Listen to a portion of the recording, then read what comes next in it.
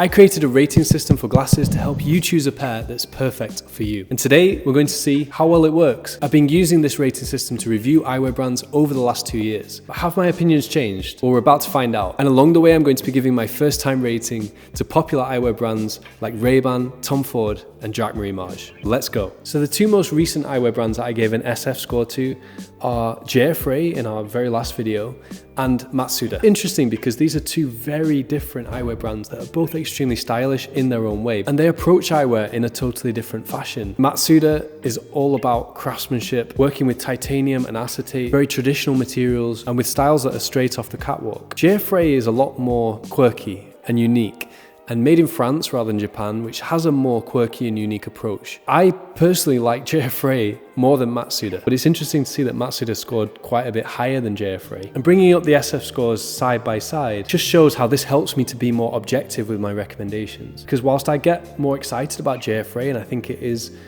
for me, it's just cooler, it's impossible to argue that Matsuda frames aren't a higher level when it comes to craftsmanship and aren't more durable in the long term. They're both about equally comfortable, they're both extremely stylish in different ways, they're both very original on different ends of the spectrum. But ultimately, Matsuda are the better glasses. How about comparing Matsuda, which is handmade in Japan, with other made in Japan brands? Well, comparing them against Masanaga, which for me is the grandfather of great quality glasses and to this day still makes the best quality in the world. It's interesting to see how the balance is spread, because Masanaga probably aren't as stylish or fashionable as Matsuda. They're maybe not as original in some of their designs, but they're made to the same standard. Actually, I would say they're a tiny bit higher. Masanaga are more comfortable, close to being 10 out of 10, and they probably are that little bit better made, so they probably are going to last a little bit longer than Matsuda. And ultimately they ended up with exactly the same score, but I would place Masanaga just above Matsuda personally. Now, since I recorded this video, Masanaga released their Master of Craft frames, which are amongst the most stylish in the world. Definitely think that has elevated the brand. We should bump them up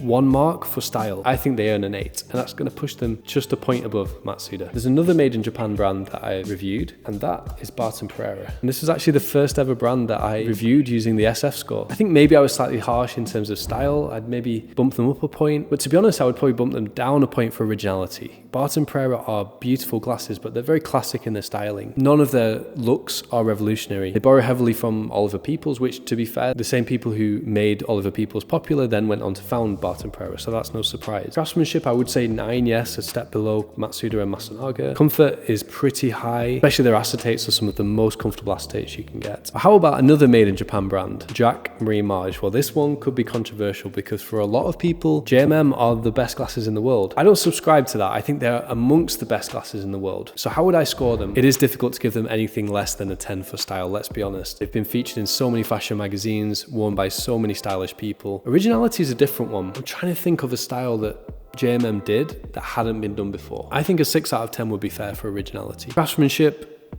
easy 10 out of 10. There are no glasses that are more exceptionally made than JMM with some of the embellishments that they have. Comfort is where they would fall down for me. In the sphere of luxury glasses, they are amongst the least comfortable because they tend to be extremely heavy. Even the titanium frames tend to be very rigid. For me, JMM is like 2 or 3 out of 10. I'm gonna go with a 2 out of 10. Durability, they are built to last. These are glasses that will last generations and people will hand them down. They're not indestructible, and I have seen them fail, but rarely. It's going to be a 9 or a 10, and I think they just fall short of indestructible, so we'll go with a 9. If you want glasses that are stylish and extremely well crafted and built to last, and if that aesthetic appeals to you, definitely get a JMM. Just don't expect them to be the most comfortable. Oh, and let's not forget LA Eyeworks in there as well, also made in Japan from LA, just like JMM. Very different look with LA Eyeworks, much more fun, colourful, not taking themselves too seriously. Looks like I gave them an 8.2. Seems high, so I think style at 9 I think is fair. Originality, they are extremely original. 8 is maybe harsh. I should take them down a level in terms of craftsmanship. They're not as elaborately made. They are extremely well finished though. They're so impeccably finished. I think that's why I scored them so highly. Comfort at 8, definitely agree with.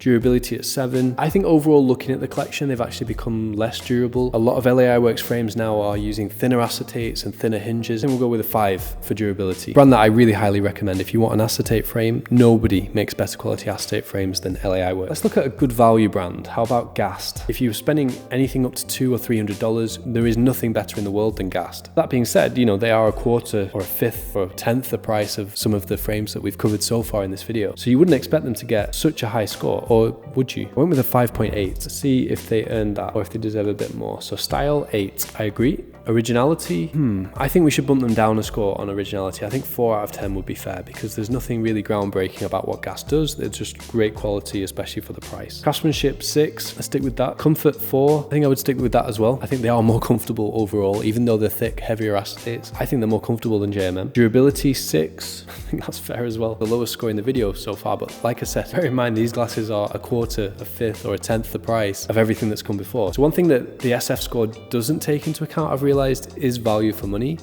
because that's really difficult to quantify because that means something different to different people. You know, for someone who has £1,000 or $1,000 to spend on a pair of glasses, if they're comfortable spending that, the value of the Gast being cheaper, does it really mean much unless maybe it allows them to buy 2 pairs? It's a difficult one because everyone quantifies value in their own way, but that's for you to make up your mind, to compare the score against the price and decide for yourself. And I think Gast probably has the best score to price ratio on this list, and that's why there's such great value. So how do Gast compare against 2 brands that are similarly priced, or maybe even slightly more, Ray-Ban and Tom Ford? You know, my feeling on Ray-Ban is that the quality has just gone down and down and down over the last 10 to 20 years since they were acquired by Luxottica, which is a tale as old as time. I think the brand is just so stale. You know, they are a legendary brand because they came up with some of the most quintessential eyewear styles, like the Aviator, the Clubmaster, the Wayfarer. As I always say, we've got to rank them based on what they are today as an eyewear purchase. From a style perspective, most of the Ray-Ban styles are trash. Those 3 models that I mentioned will save them a little bit, and I think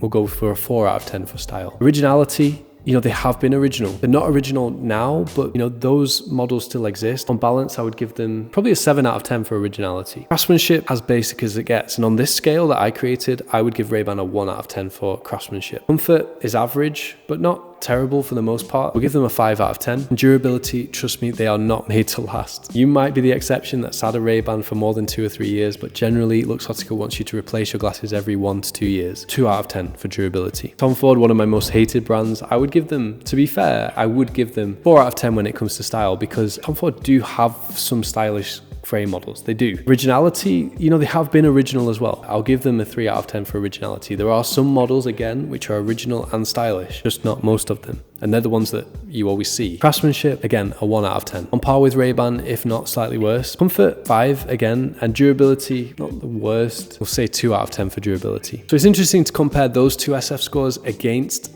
the Gast SF score, because I think those 3 brands really compete. There is no doubt for me, if you want a cool, affordable pair of glasses in 2026, just get Gast.